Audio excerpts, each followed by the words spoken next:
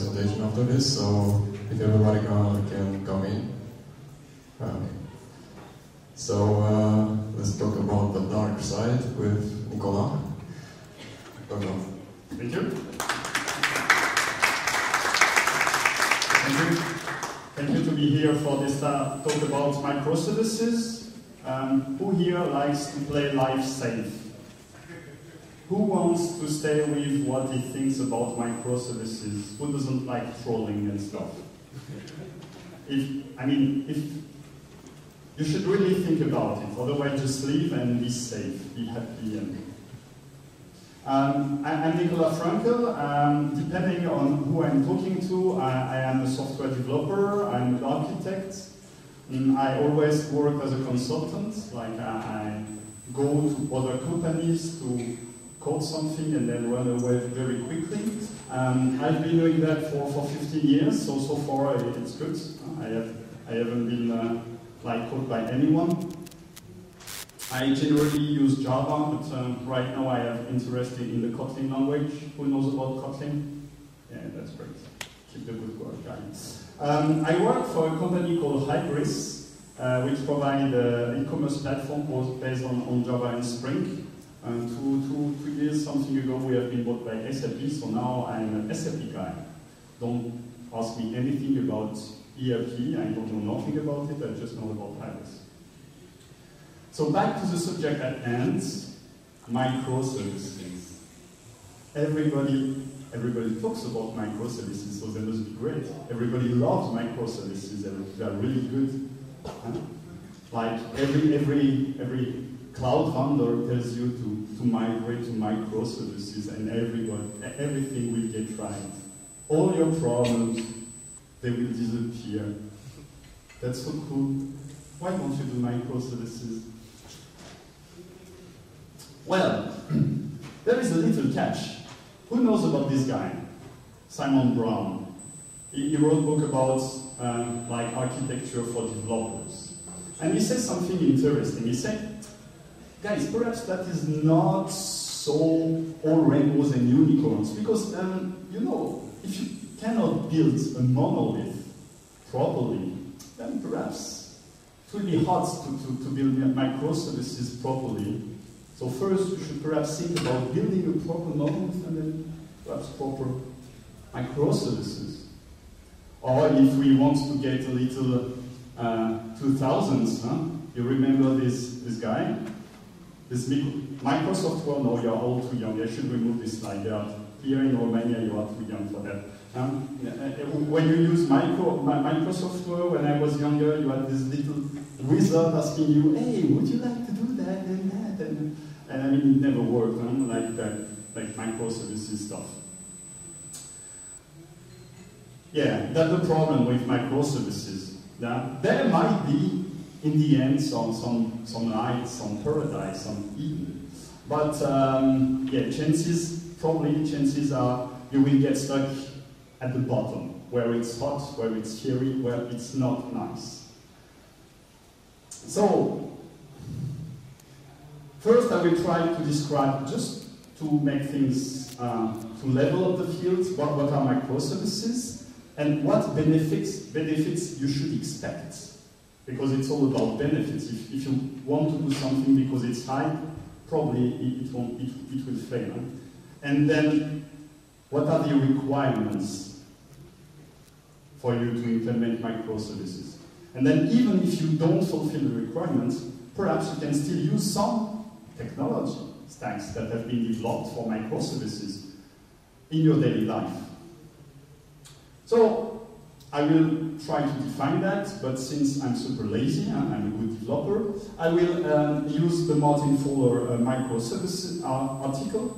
And so we define a monolith as an application that puts every single functionality into a single process.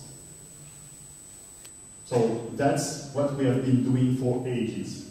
You create an application, you create an e-commerce application, and then you have your login, you have your catalog, you have your checkout, you have everything, and it works pretty well.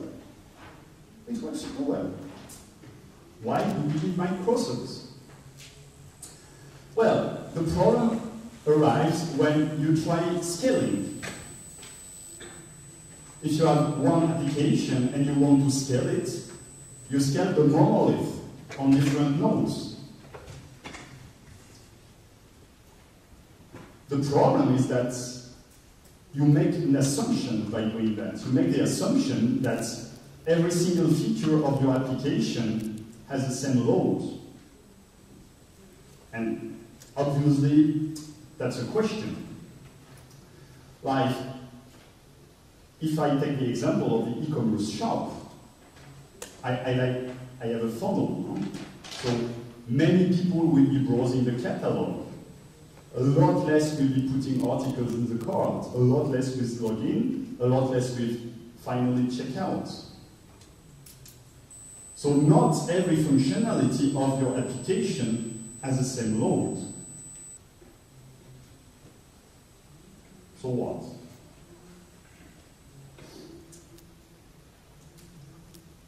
There is a problem with that, because everybody now is using the cloud. So what? The problem is money. That means that you will put all your different nodes, will you put your application on all the different nodes, but then you will need to scale for the most used feature, in that case, the catalog browsing stuff. So it costs money. So the idea of microservices is, instead of doing that, you put every feature into a dedicated application. And then, when you scale them, you can scale them by feature. So you can put many more nodes for the catalog and a lot less for the checkout. So it starts as saying, okay, we are losing money, we will try to make things more relevant.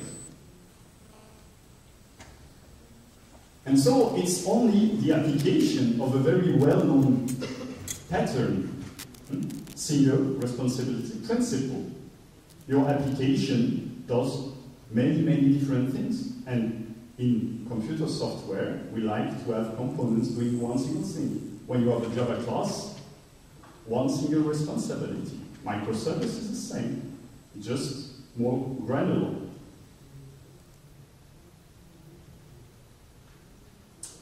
And when you do that, you've got a lot of benefits. So, obviously, the first one is you are optimizing the resource. I mean, that's what we did. That was the point. Then, once we've got that, we can decouple the life cycle of each service. I mean, once you've got defined the interfaces, which should be at the start, every service can have its own life cycle. If you have a monolith, and probably your monolith is a big application, and you have like 50 developers working on that, you can release only at the pace of the slowest team. So, you release 2 times, 3 times, 4 times per year. And you are happy about that. Well, you are not super happy because generally just before the release date it's a rush. Yeah, you know what I mean. Now if you've got microservices, you don't need to wait for the next team because, I mean, the boundaries have been defined and you do your own implementation and you are basically independent. So no more rush, and every team can release at its own pace. Also, when you do a monolith, you call in architects, you know, the thinkers, the one who will just do everything right from the first time. And you live with that pain for years.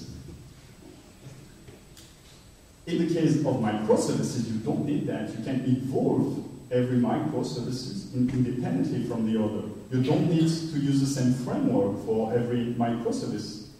You can have a microservice using framework A and then migrate to microservice to framework P after some point. You can decouple everything. I mean, that's the point of decoupling. You also don't need to choose Oracle, because everybody uses Oracle, because everybody uses transactions, especially when you are doing stuff about money, when you are doing e-commerce. You are doing transaction database. You don't want transaction to be lost. So you use Oracle. And the rest of the application has to use a SQL database as well. Even if it's not relevant. I mean, it wouldn't be wise to have different databases in the same application. So I mean, Oracle licenses are already pretty expensive, right? So you don't want to have more. But if you do microservices, then you can use the right tool for the job. You can use Neo4j if you want to make relation, like if you want to link your product together. If you want to have a recommendation engine, you can use this kind of relation databases. You can use Elasticsearch, you can use Solr to index your products, to make search for products very quick. You can use whatever you want. And every service, every team is responsible for choosing the best of breed. Well, that's counted as a benefit. I don't believe it so much, but you can choose the best language. But we all know the best language is Java, right? So here, if you do microservice, you can make everyone happy. You can let some team choose Java, another to choose Kotlin, another one choose Node.js. I mean, as long as the boundaries between the service are defined and the technical communication channel are defined, you're free to choose whatever. And again, you can migrate. You can choose first Java and say, oh, let's migrate to Scala, perhaps. But in all cases, that's nothing. Those are side effects. The only real reason to do microservices is because your development team is too big. That's the only reason. Everybody who tells you otherwise is lying. You don't want microservices if you have a team of 2 people, if you have a team of 10 people. Now, if you have troubles because you have hundreds of developers that are feature branching everything and then having problem merging back, then microservices becomes an option. Because when you have hundreds of developers working on the same code base, and it happened to me, really, it's a mess. So you can use deep flow, but you still have the problem of merging back to master or to develop. You can use feature flags, and then, even if you have 10 developers coding if-else everywhere, it's still a mess. So the real reason for doing microservices is to have smaller teams on smaller code base, something that can fit into your head. That's the only reason. The rest are just benefits, it's good, but side effects. And now, guys, something to make you a little cautious about. There are requirements. There is no such thing as a free lunch in life. And if you want to do microservices, there are requirements. The first is you have to automate your infrastructure to have a continuous delivery flow. Because if you are doing microservices and delivering by hands, chances that it will break. High chances. Again, I told you, microservices, we can have dedicated life cycle for every service. That means that probably there are not so many testers just before the release date, testing like crazy. it must be something continuous. And if you want to do something continuous, you have to deliver continuously. Perhaps not deploy, but at least deliver. So that means that you need to have an automated infrastructure. Another reason for that is, yeah, the team is now smaller, much smaller. So you cannot have one dedicated guy whose only job is to manage the infrastructure. You have no time to waste. Who loves documenting this stuff?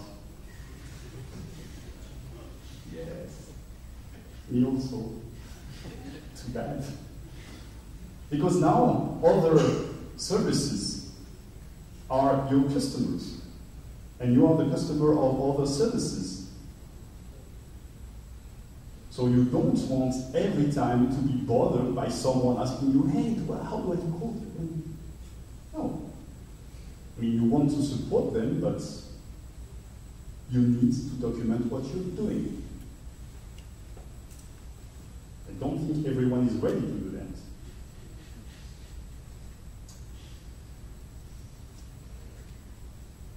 Monitoring.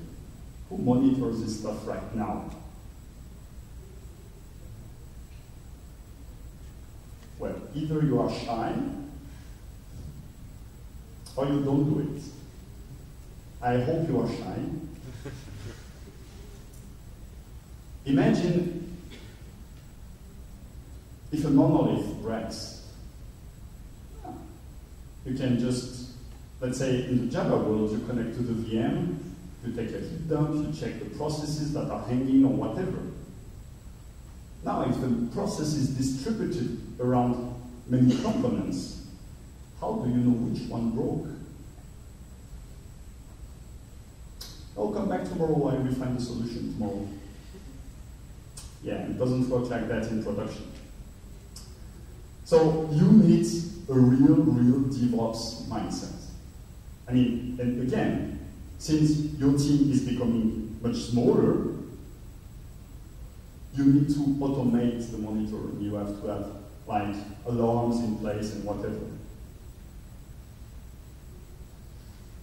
And now one of the core issues. I'm good in UML, right?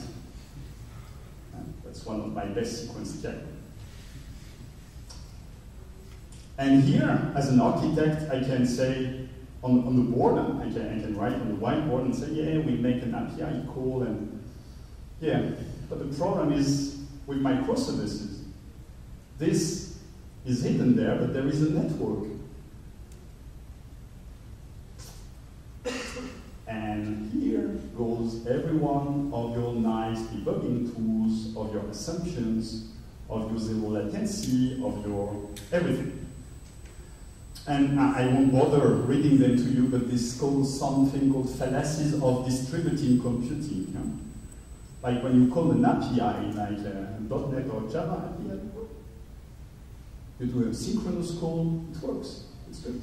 Or you have an exception. But with the network, you call and it has disappeared. Or perhaps it comes back at some time later. You have no clue. You're just hoping. So, going from an internal synchronous call to a network call is just a complete change of paradigm. And you must be prepared to handle that. So, if the architects draw this and say, you have to gently remind them, because you know how they are, that it's a little bit more complicated. And with the network comes latency. So synchronous from asynchronous. And latency means I don't know when I will get back the answer. And for those of you who think that microservices are super great, you will get a performance drop. You will get a performance drop. You will scale much more, that's for sure, but be prepared for that. And who here is a Java developer? Okay, half the room. So I will talk in Java and hope that people who do .NET or Node.js or whatever understand me. If not, I can explain it in another way, I hope. So in Java, if something bad might happen, I wrap my code in a try-catch block. Easy. No, not easy? Well, let's say it's easy, like I try to read a file, I try to try-catch block. In network, I might do try-catch too. But if I have to wait for the timeout, it's going to take a long, long time for the exception to be thrown. And meanwhile, other calls are also coming my way, and so this is queuing and queuing and queuing. And that's a network guy.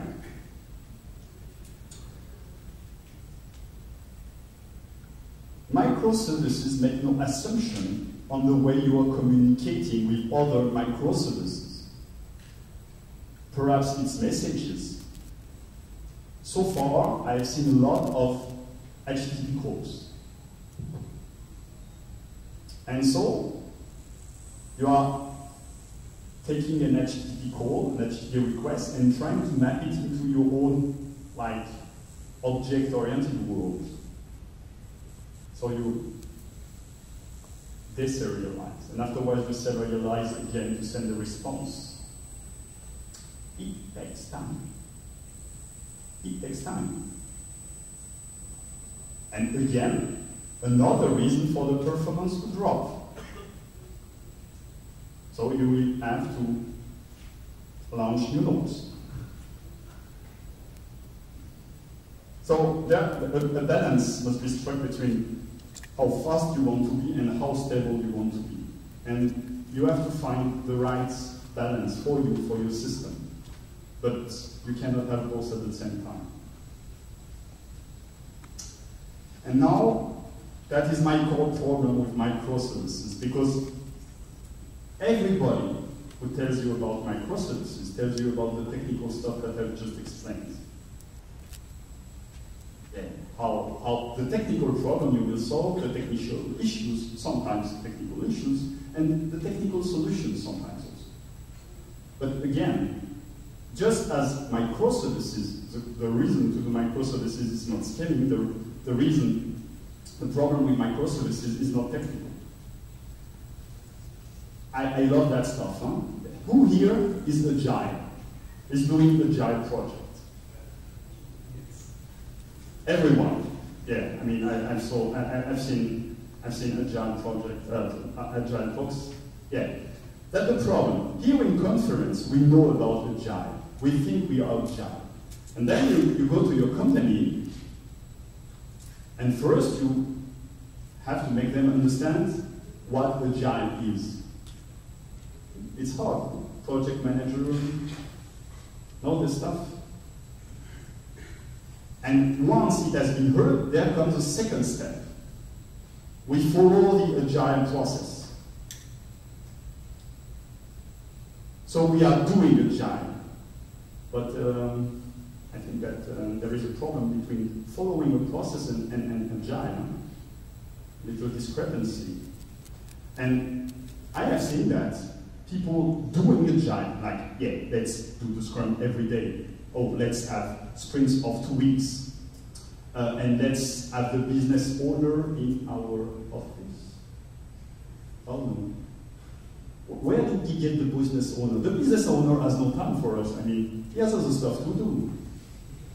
So we are doing agile with the business owner once per week in our project. Who here has a business owner every time, every day? Guys, count yourself lucky. But there are a lot less people now than before saying they were doing agile. So don't change jobs, it's very good. But, no, really, I mean it. Because the first step is being agile. You kick out the process, you are really agile. You are doing what needs to be done, not applying some principle that works for someone else. Now it's getting pink, it's interesting. So I told you about the size, that the size of a microservice team is limited. So there is this meme on the internet that says, yeah, it's fed by 2 pizzas. So me and another guy. So I don't know how big are the pizzas, if it's me or a little girl, but yeah. I mean, it's a good thing to say fed by 2 pizzas because it can mean anything for anyone. But it's limited size. They should be autonomous and self-organizing. And that are the 2 killer features that make it useless in any organization I know. Who knows about Conway law? Conway's law is a law which basically created the development team and the operational team. And basically, the developers are trying to go over the wall between them and to ship as much stuff as they can and run away. Because it's the ops' responsibility afterwards. And the ops are the guys who are trying to push back everything, saying, no, we don't want that. It's not monitored, there is no documentation. Basically, Conway's law just explained that every time you create an organization, then your architecture will mimic this organization. DevOps are exactly something which destroys the wall. That means that you have to rearrange your team around that.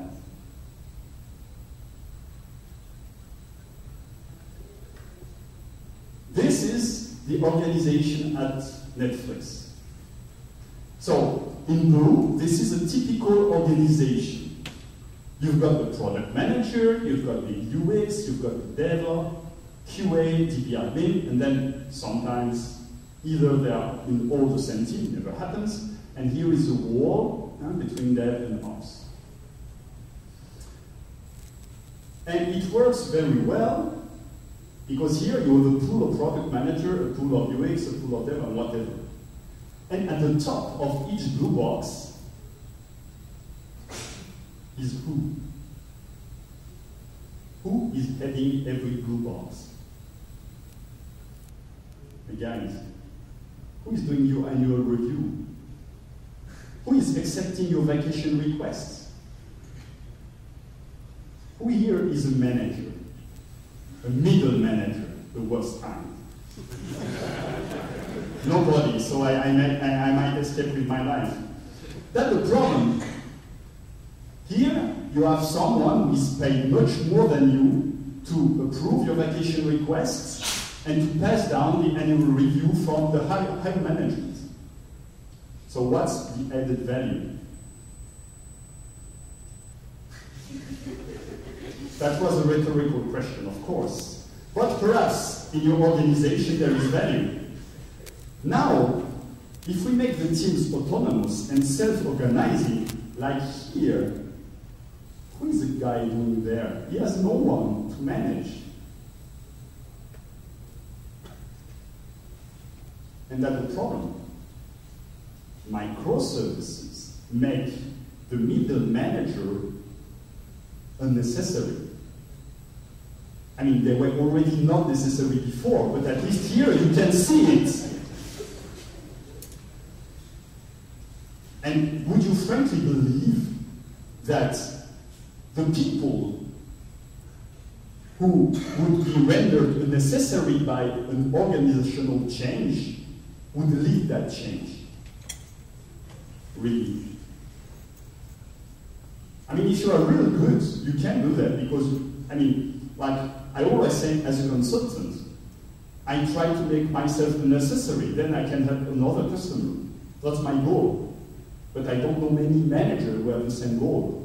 Generally, the managers are more like muscles on the rock, and they try to stay on top of the rock and to climb. Really, no one is a manager here. Don't want any trouble. That's the real issue. And basically, if you do microservices, that means that either you are at a small company, a generally new company, or that you have a flat structure. And by flat, I mean 2-3 levels at most. Traditional companies and microservices, they are like oil and water. They don't mix well.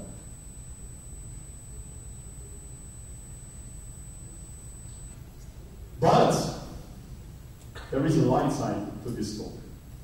But the light side is about only technical stuff. I'm sorry, I'm not an organizational consultant. I'm not a change consultant. If you are stuck in an organization with middle managers, too bad. The only thing you can do is leave. Because you are tech guys, you have no power. Nobody cares about you. Sorry for that. I'm in the same case. Nobody cares about us. But we have the power to leave. So we have the power to empower the good company and to leave the bad company. Because if all middle managers are just left in the company with no developers to manage them, too bad. Might happen. So there is a light side. There is a light side, but it's only about technical stuff. How much time do we have? Because we had a little, okay, let's say you are not doing any microservices, but you are still doing web services. Who here is doing web services? Not everyone. Hey guys, are you doing COBOL? Okay.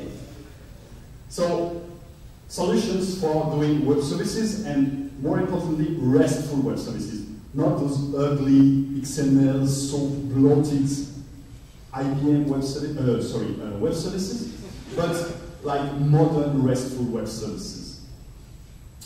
And you've got a lot of technical bricks that you can use already. And this company, Netflix, watch any movie on Netflix? Great. I don't, because in France they are not there. But they not only do a lot of talk about organizational challenges for microservices, they also provide solutions on GitHub that you can already use. And those are great, really. So even if you don't do microservices, you probably call services. In all cases, I really encourage you to look at those. So the first one is Istrix. Istrix is super great. I told you about the problem of the network calls. Like, you send a request, and you wait, and sometimes you've got a response, not always. The problem with that is if you wait too much. I will go into every one of them. If you wait too much, then other requests will come in, and they will queue one after the other. And basically, they will pile up much faster than the timeouts. So your code must be smart enough to say, okay, now it's the third time I call this service, and 3 times I had a timeout, probably the service is dead. It happens. It happens. And like every time in computer software, it's better to fail fast. So Istrix will wrap your code and say, okay, it's configurable. After a time, after a certain number of failures, then I will open the secrets, like in electricity. And then, instead of doing the call, I will say, no, don't, it's wrong, it doesn't work, it doesn't work, it doesn't work. And after a time, it will try again. If it still doesn't work, open again. If it works, then you might count a certain number of time, and then say, okay, it's good again. And then it closes the circuit for good until the next time when it breaks. So this is a strict secret breaker. Really, it's really super good. So you've got this strict common stuff, and you've got the main method, the run method, and if it fails, you've got the fallback. So you've got basically two methods. A good use case of the strict secret breaker is, for example, where you are asking for quotes, like you, again, the e-commerce shop, you ask for a quote from the provider. What is better? To return with a wrong price, or to not to return at all, or to return with a failure? Sorry? Return a failure is the best. So you are saying, I don't sell. I prefer not to sell. Let's say some business have different opinions. It's a matter of opinion. I completely agree. Generally, like retailers want to sell even if it's a wrong price, because I mean, then they get volumes. They might like lose cents or euros, but they sell a lot and it's better. Huh? So in that case, you would just cache the return of the last call, and if the circuit is open, you return it. So you return the last price, the last quote, and then you make your sell. That is also interesting. Like, the real problem of HTTP is first you have to make a connection, test the stuff. I mean, I don't know everything about the HTTP request at the lowest. But there is a lot of overhead when you make an HTTP request. And so basically, the Strix lets you collapse some requests into one single request, handled on the other side. So that the overhead is collapsed into one. So this is not always a good usage. You must really like fire very frequently, very small requests, but if it happens, then it collapses everything into one. Of course, that means that basically you are waiting for the next one, so you will say, I will collapse the next 5. So if you make a request every 5 minutes, it's not a real good use case, because you will need to pile up like to wait for 25 minutes to get all your 5 requests. So it's good when you are rapidly firing stuff.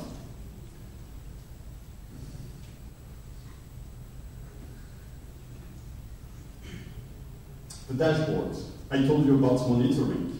You can wrap your API calls in a Strix dashboard. So it's a web app where you can see the traffic itself, and you can see the failure rates, you can see the request rates, you can see if the circuit is closed or broken. I mean, you have a nice DevOps dashboard, and this can be like wrapped around every one of your services. That is super useful if you're doing it like web services. Now, you might know about the stuff about reactive, but before reactive, we did simple synchronous calls. Then afterwards, we made asynchronous call, and now we are doing reactive calls. Oh, I don't know what I want to. Yeah, there are different flavors for Strix, and every one of them. So depending on your needs, on your requirements, depending on your team skill sets, you can have you can wrap those calls into a synchronous call, into an asynchronous call, or a reactive call. So this plays well with the new reactive API, for example, in the Java world. That is also something interesting. This one is about ribbon. And normally, you are doing like server-side load balancing. So when you have a request, you don't request the service directly, you go through a load balancer, and the load balancer knows about which node has the most load, which node has the most resource. I mean, you can define it however you want. And this is server-side. The problem is, yeah, the load balancer generally is a single point of failure. So you have like hardware at a load balancer that are clustered, and yeah, then you have your architecture is even more complex. You can have client-side load balancer, so basically you can have a definite list of nodes, or you can plug rules. So basically, if you have a list of nodes, you can go through each of them, or you can check if they are available. So if one node is down for whatever reason, you can say that the next load of requests will get to only those that are available. You can check every time the response time. So if one node is less responsive than another, you can send it less requests. Or you can do whatever you want. So you can create also your own rule. There is an auto discovery. So you can configure it, you can discover it, and there is something called Eureka. Eureka is a load balancer, not a load balancer, but basically a registry. Thanks. Yeah, my French mouth is not meant for into the English words. It is a registry where the servers, the nodes can register themselves, and then the client can query for the list of nodes that are available. So again, a single point of failure, and then you can cluster it. It's always between like simplicity and stability. You can make like REST clients based on annotations. But I don't know if you know about all those stuff, but I mean, I looked at them, the code is not super pleasant. Now, if you are in the Java ecosystem, every one of those libraries have been like abstracted by Spring Cloud. Who uses Spring here? Not so many. Okay, so if you are already in the Spring ecosystem, so Java and Spring, you can have a look at the Spring Cloud library. It's really great. It makes using those libraries very, very easier than they are normally are.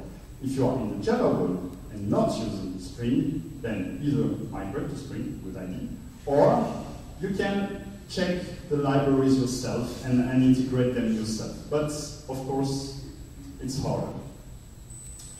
So the summary is you have no microservice, but you believe it's good for you. You should do a scientific approach, not because it's hype, but because really there is an interest. So first, you evaluate benefits, then you evaluate the costs, and finally, you evaluate the feasibility. Or you can start with this feasibility, because I believe that in most of your organization, it will be hard to do for an organizational reason, like I told you before. So, microservices is to scale your development team. That's the main reason, and the main problem is that it requires a very, very specific kind of organization. Now I'm open for some questions. If you are interested, you can follow my blog, you can follow me on Twitter, you can become my friend on LinkedIn, and I'm big. Any question? Oh, was I so bad? Oh, one question, thank you. An organizer is saving me, thank you. You talked about Spring and microservices in Spring. How well do you think Spring and Java is suited for microservices? And do you agree with the approach that the microservice should be very small? Okay, so the question is whether Java and Spring are suited to microservices, and there is a second question is if they should be small. First answer.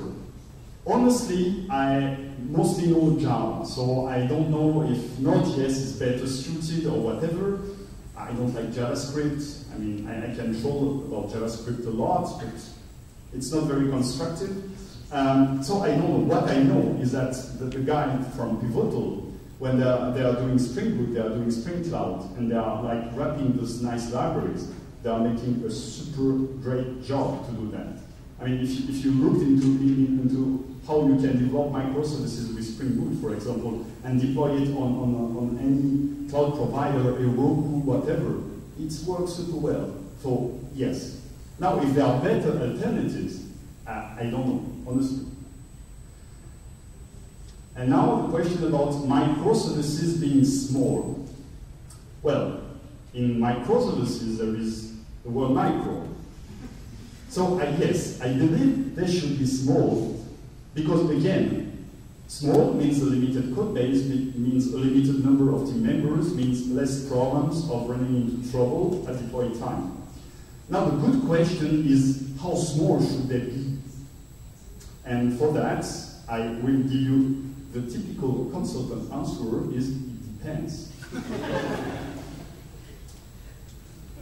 It depends, and really I mean it in that case, it's not bullshit. I have no clue, because it depends on your team, it depends on your organization, it depends on how fast you want to ship. Right now, you have probably a monolith. So, even if you cut the monolith in two to have micro monolith, it would be better.